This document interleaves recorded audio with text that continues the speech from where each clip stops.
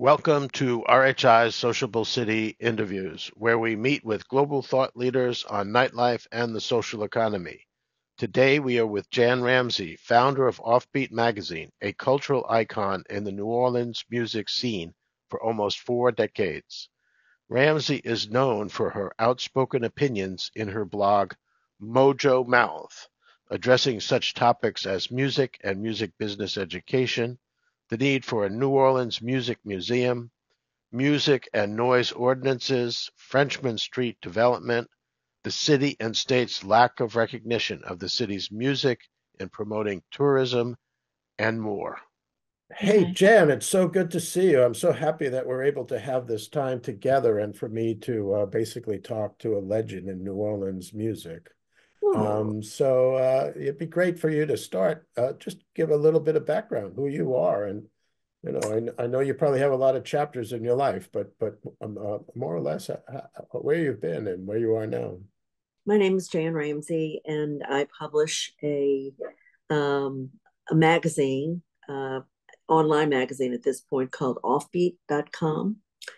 And we started in 1988 and got very involved in the music scene in the city, which also involves in New Orleans a lot of, live music and, city politics and uh, tourist commission and all this kind of stuff. It really has changed from what it used to be. We still put out a Jazz Fest Bible every year, and I'm working on that right now because the Jazz Fest is, I'd say, probably the largest event of its kind in the state.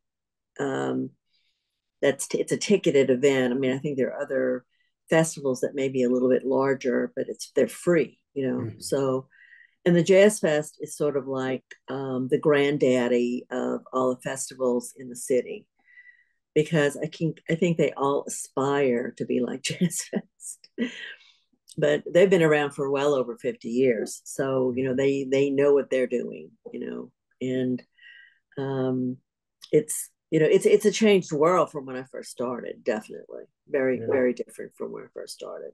Yeah, so that has to do with festivals, but we talk about the live music economy. So that could be festivals, it could be, Yeah, events, it could be venues, there's a whole economy around that.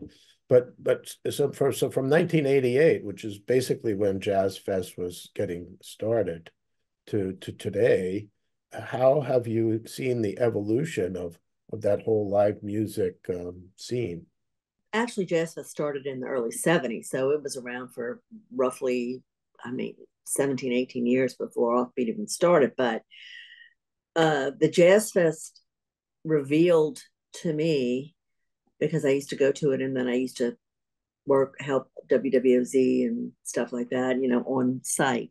Um, the Jazz Fest has changed considerably, and they changed a lot post Hurricane Katrina because the city then, as you may remember, was devastated by a hurricane. It was flooded for 2 weeks, 80% of the city.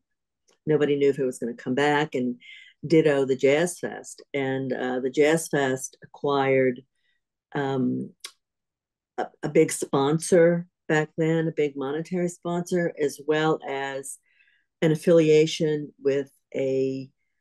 um, with AEG, which is, you probably know, probably the largest booking music entertainment company in the United States. Um, but the Jazz Fest is still attracting a very strong audience, and they have adjusted their offerings to that audience to be not just local bands or Louisiana bands with maybe a couple of headliners. I think their affiliation with AEG has put them on a different level because AEG can bring in um, arena type performers that, if you pay your Jazz Fest ticket, you could see them. Obviously, not in an arena and not seated, unless you want to buy a seat because they do that as well.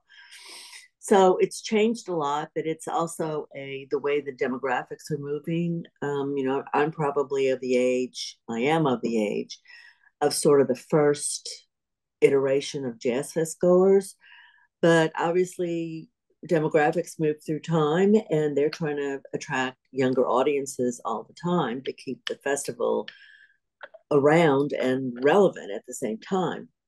So they're doing that. In the meantime, a lot of other festivals have come up, many festivals, and they're part of the scene here. But I'm concerned a lot with what happens with the live local music scene. I'm very concerned with that, always have been. And I can see a lot of changes too, because I don't think that the younger market, younger demographic goes out to listen to live music as much as people say my age and maybe a generation after me. That's one issue. The other thing is that New Orleans is very dependent on visitors for its economy, to keep its economy stable. And those visitors are also, many of them are here because they have heard that New Orleans is a music city and they want to experience music. So visitors and tourism is also very important in New Orleans music, live music scene. So what do you think makes New Orleans a music city? How do you think it became that? How do you see the history of it? Because I know in my travels, when you look at jazz and blues, it takes on different forms, you know. So you've got the Chicago blues, and you've got the Memphis blues and jazz, and so jazz itself is kind of a unique music genre. But New Orleans is always labeled, so to speak, as kind of, from my perspective, a center of jazz, you know, in its true sense. But how do you define New Orleans music and New Orleans jazz as distinguished from other kind of destinations where people would go? Well, I think one of the things that makes New Orleans unique is that there's an extremely deep tradition of music in the city's culture. And a lot of that music, as Ellis Marcellus used to say, bubbles up from the street because we have brass bands that are popping up every day.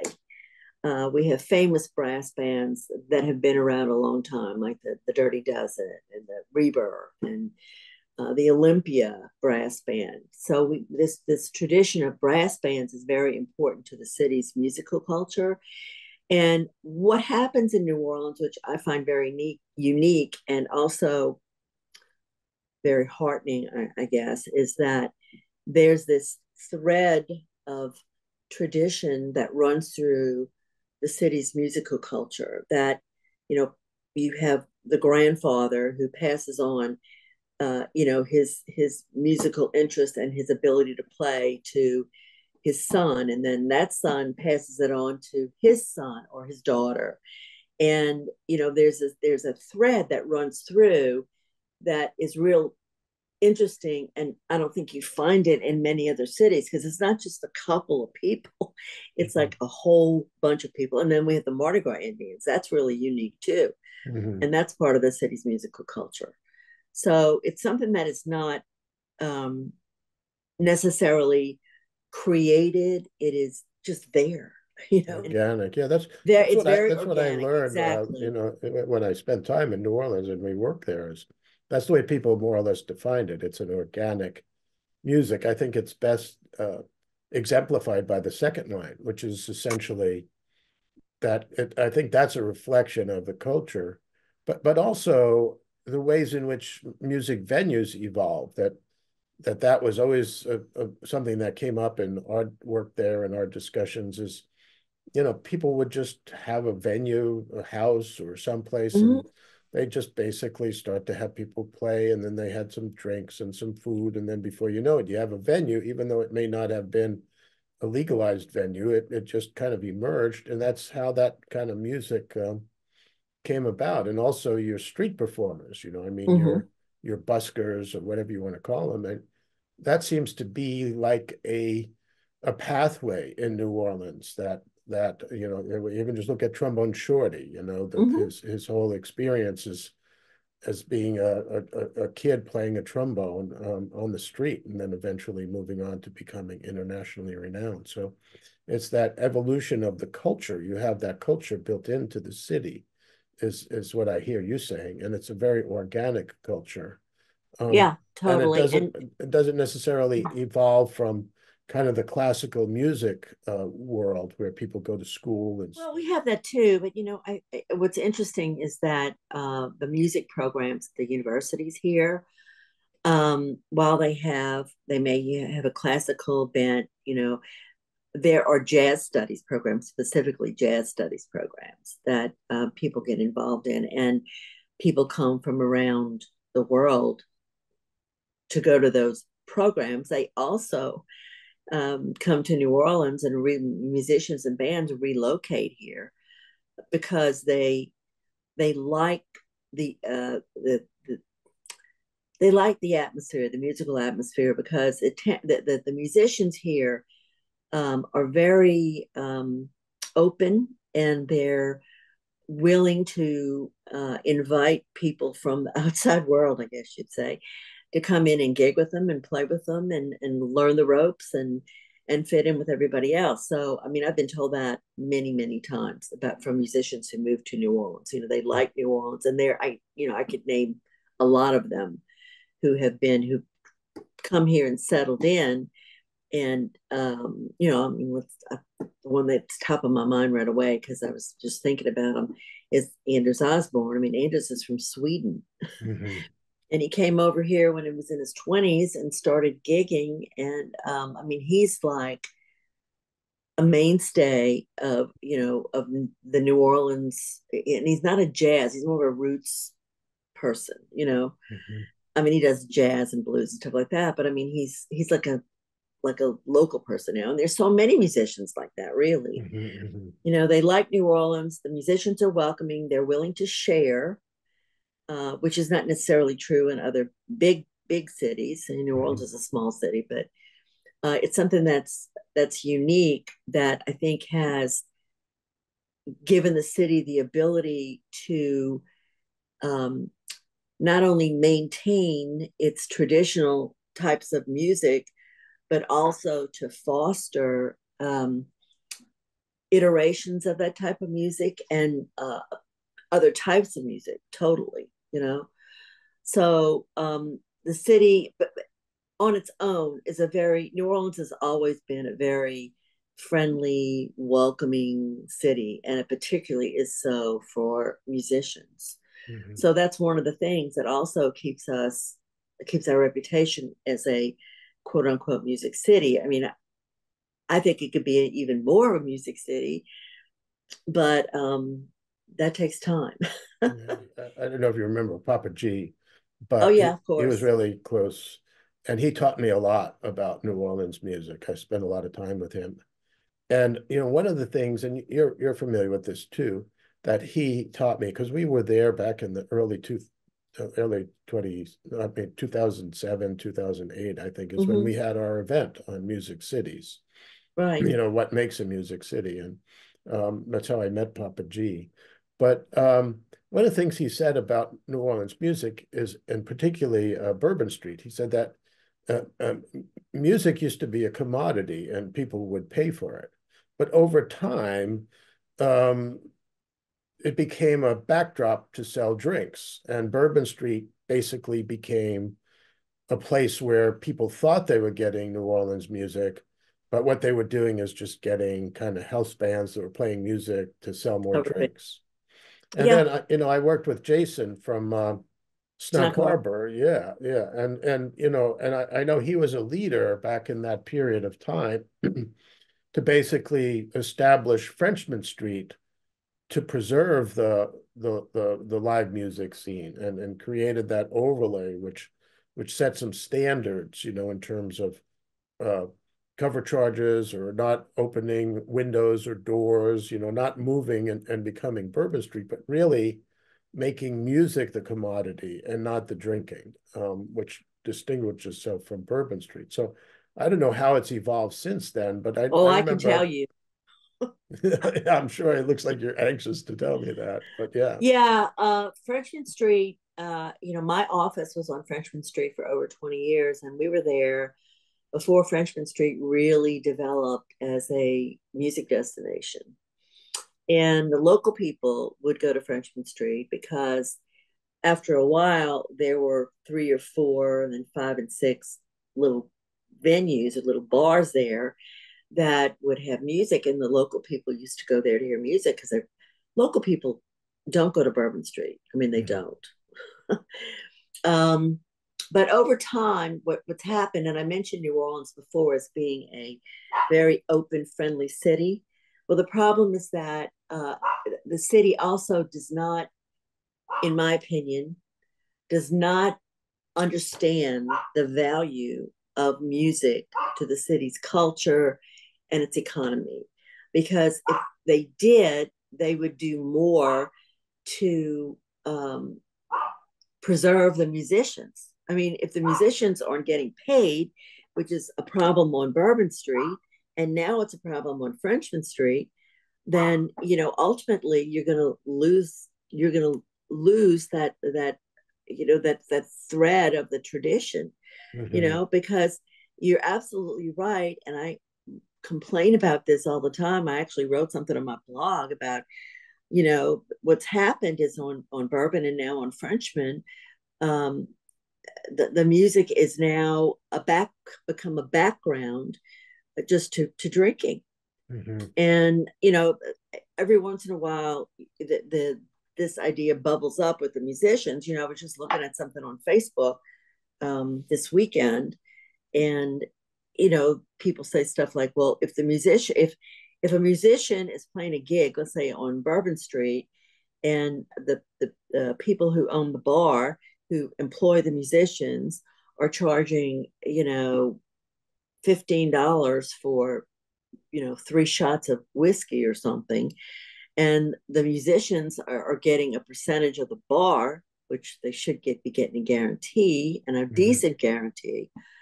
It devalues the music, and that's what's happened on Bourbon, and that's what's happened on Frenchman Street. Because even though we had that cultural district overlay, the city has not enforced it. And if they don't enforce it, the people that own the bars will get away with anything to make more money.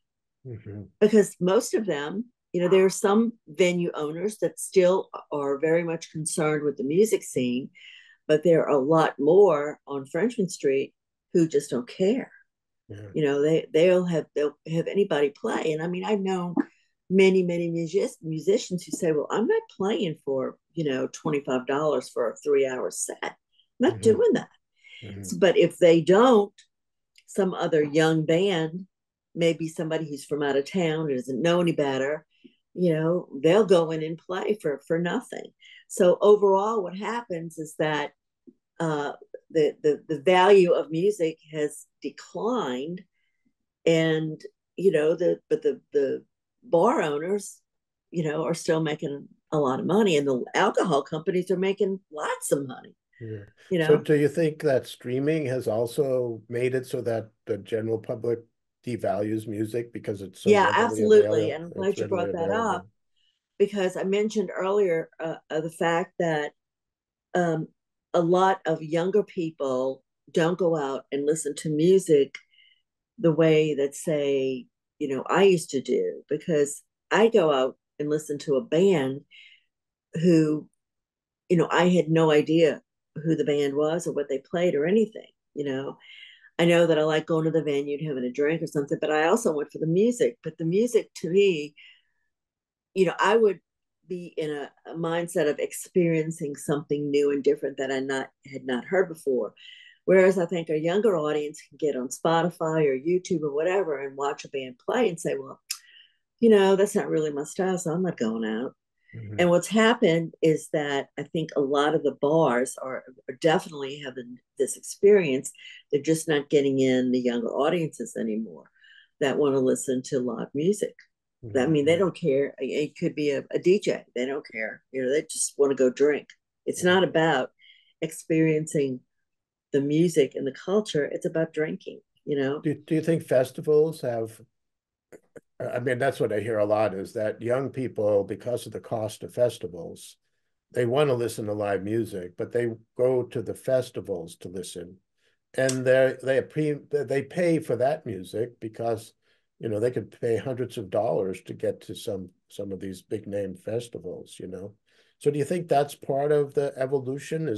Absolutely. Yeah, it Is is. that festivals are replacing but Not, some. no, not festivals so much. I mean, I think that's part of the equation. But, I've had a lot of young people work for me over the years. And I had a young fellow who just left to move to LA to be in the music business. And he was 23, I guess. And I said, when you go out, with your girlfriend, let's say, what do you do? I mean, do you go to some place you haven't been before and, to listen to music? And he said, no, we don't. We just go to they go to a place and drink and listen to a DJ because they don't care. Mhm. And it is that has something to do with it. They can pick and choose what they want, and they're not as open to new experiences as they used to be, young people used to be in the past.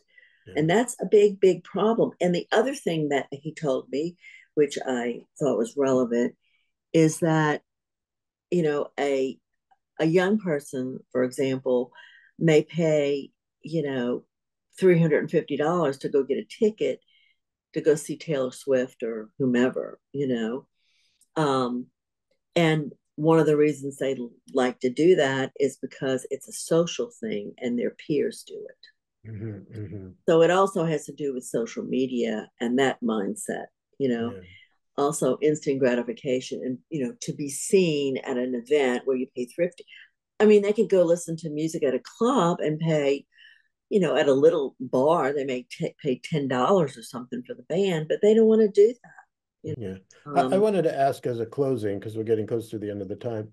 You advocated for this idea of a night mayor for many years, and now you have somebody who actually comes from the music side of things. mhm, mhm, And, he's just getting his feet wet because there's a lot of things that he deals with. But I remember when you and I worked together, one of the big issues that came up for musicians was the lack of designated loading zones. And I read recently that that was like one accomplishment, I guess you could say, that has taken place. But they're still working on it. really, Yeah, nothing happens quickly, when you're dealing on a city level, especially in New Orleans, unfortunately. It takes forever to get anything done because you have to have it is politics. mhm, um, you have to have cooperative endeavor and agreements, and you have to run it through an auditor, you have to run it through the planning commission, all this kind of stuff. It's not like being in the private sector where you can get something done fairly quickly. I mhm, mean, when you're mhm, dealing with a city, that's a whole other issue, and they're trying very hard, but it's been difficult for him, and he now has two people working for him, both of whom I know pretty well, and it's difficult. mhm, So it's a matter of I know one of the things that I did in my life, in my career, is try to do things on my own because I'm impatient. I never wanted to have to go jump through all those hoops and wait for years to get things done. So mhm. I did stuff on my own, but that's not sustainable either. For me, it wasn't sustainable because you need money to do stuff. All right. Well, I'm going to conclude. I joke with my wife, but I've traveled a lot in my days, and there's places I go, and and I have meals, and it's like, oh my goodness, this is like the best. Like when I went to Queen Street in Charleston and got shrimp and grits there, it was just like. So Yeah. I tell my wife, I said, I have life insurance, but maybe we could spend a little bit and buy a plane, and I'd pick up some of my friends, and we'd fly to go to different cities to have the different food. Like obviously I'm from New York, so I have to go to New York and get a slice of pizza, And Or then in deli. Charleston, there's the shrimp and grits, or there was a hotel that had this great fried chicken, or even on Frenchman Street, there was a soul food restaurant. I don't know if it's still there, but it had the No, best, it's not there. well, it had the best fried chicken. So anyhow, as a music person, we all come to that point in our life where we recognize this is it. If you were to be able to pull anybody, whether live or dead, up to come and play for you, as your last song, your last concert, what musician would you bring to your bedside? Boy, is that hard. That's really hard. It's a hard question to answer. I don't know. Maybe Mahalia Jackson, Uh-huh. maybe Professor Longhair. I Uh-huh. don't know. I mean, there's so many of them, and since I've been doing this, so many of them have passed away. Dr. John. Mhm. And there's so many that have passed away that I was just madly in love with. That it would be very difficult for me to choose. But I mean, To if I choose were just in one. bed on my deathbed, maybe Mahalia Jackson would lift me up. Well, this has been fun. I really enjoy this conversation, and I'm sure we could go on forever. And Oh, and I we'll could, believe me. yeah, and we'll continue after I close the recording. But yeah, this has been wonderful, Jan, and you're really a legend, and I really appreciate you taking the time Thank you. to be Thank you with for me. saying that. I really devoted my life since the mid '80s, I guess, to helping the music community because that's really why I got into this. Mhm. I wanted to help the musicians, and now I'm concerned about the music ecosystem, which also includes clubs, etc. Because Mhm. without the clubs, the musicians don't have a place to play. So Yeah, it's it's the farm important that they team for stay around. musicians. Yeah, I Yeah, mean, but I'm still at bottom line. I'm still someone who's trying to help the musicians, make a living and make their art at the same time. And frankly, it's pretty difficult for them. It's mhm, very difficult. mhm. Well, thank you. This has been wonderful. Thank you. It's really great to see you, Jim. Really Mhm. great to see you.